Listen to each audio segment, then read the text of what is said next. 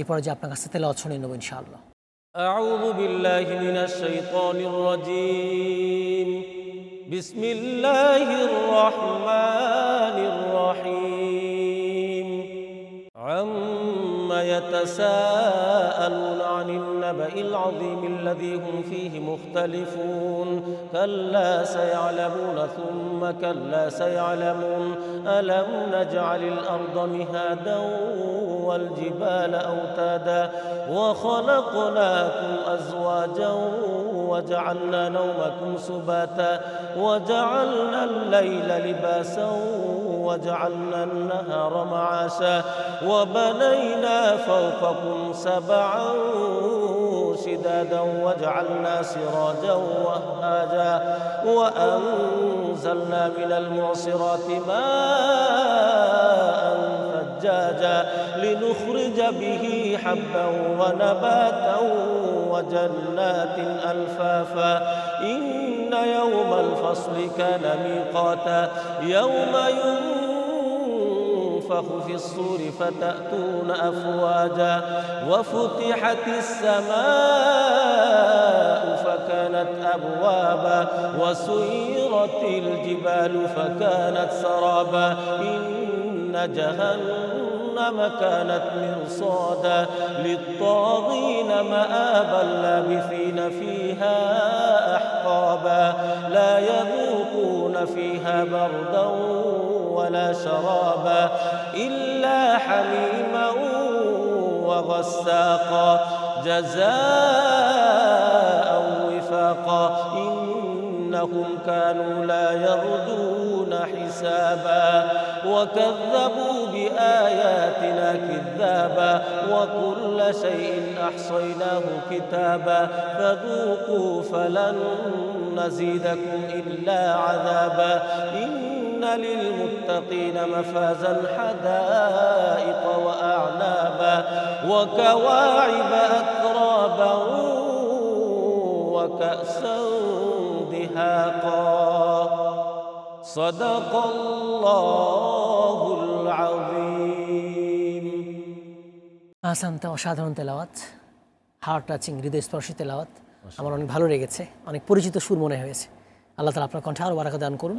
আশা করি দর্শকদের অনেক ভালো লাগবে। আলহামদুলিল্লাহ।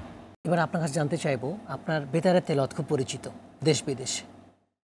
তখন তো সোশ্যাল মিডিয়া ছিল না, এখন সোশ্যাল মিডিয়া হওয়ার পরে আরও বেশি পরিচিত আপনার তেলাওয়াতটা।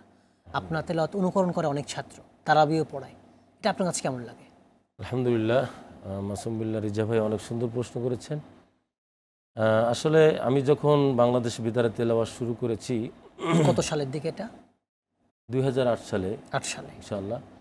তো যখন শুরু করেছি তখন তো অ্যাভেলেবেল এরকম সোশ্যাল মিডিয়া ছিল না।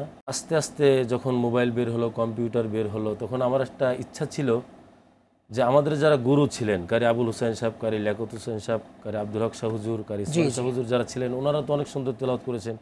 তো আমার একটা ইচ্ছে ছিল যে এই তেলাওয়াতটা যেহেতু আমি করার সুযোগ আমার হয়েছে বাংলাদেশ বেতারে, আমি এই তেলাওয়াতটা সারা পৃথিবীতে, বাংলাদেশে আমি ধরে রাখবো, যাতে করে এই মিডিয়ার মাধ্যমে, সোশ্যাল মিডিয়ার মাধ্যমে সমস্ত হাফেজরা অনুসরণ করতে পারে আমার এই তেলাওয়াতটা। যে বাংলাদেশে এরকম একটা তেলাওয়াত, বাংলাদেশের ঐতিহ্য আমি মনে করি এই তেলাওয়াতটা, সেটা আমি ধরে রেখেছি আলহামদুলিল্লাহ। রমাদান মাস ইফতার আগে কতটা ফিল সহ মানুষ শুনে এটা। হ্যাঁ, মানুষ, আমিও শুনেছি গ্রামের এলাকা যখন ছিলাম, ছোট ছিলাম। হ্যাঁ, আমি নিজেও শুনেছি, যেহেতু তারাবি পড়েছি, তখন ছোট্ট রেডিও নিয়ে আসরের পরে ছোটাছুটি করতাম, কখন তেলাওয়াত শুরু হবে আমি শুনবো, ওই সুরে আমি তারাবি নামাজ পড়াবো। তো গ্রাম অঞ্চলে দেখেন আমার মা দাদিরা যারা আছে, এখনও যারা আমাকে লক্ষ লক্ষ মানুষ কমেন্ট করে যে ওই হুজুরের তেলাওয়াত ছোটবেলা থেকে শুনে আসছি, উনি কি এখনো বেঁচে আছেন, এই ধরনের প্রশ্ন করে। আসলে আমি তাদেরকে একটা মেসেজ দিতে চাই, আপনারা অনেকে মনে করেন সেই চিনাশিরের কারিগর, আসলে আমি না। এটা হচ্ছে আমাদের যারা গুরু, কারি আবুল হোসেন, কারি লিয়াকত হোসেন সাহেব, ওনাদেরকে অনুসরণ করে আমরা তেলাওয়াত শুরু করছি। এটা আমি বাংলাদেশে ধরে রেখেছি, আপনারা শুনতেছেন আলহামদুলিল্লাহ। এবং আপনি বোধহয় একমাত্র ব্যক্তি যিনি এটা ভিডিও করেছেন, না?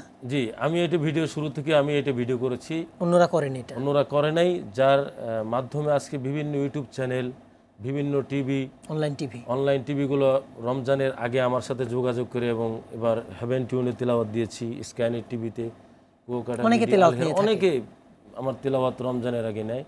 সেই তিলাওয়াতগুলি পবিত্র মাহে রমজান ইফতারের আগে মানুষ তারা এখন ভিডিও আকারে ছেড়ে দেয়, ভিডিও তখন তো আকারে বেতার ছেড়ে দেয়। অডিও করতে হয়, বেতার এখনো করে।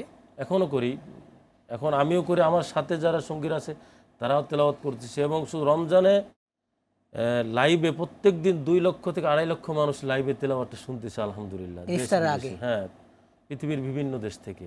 মারহাবান মারহাবান মারহাবা।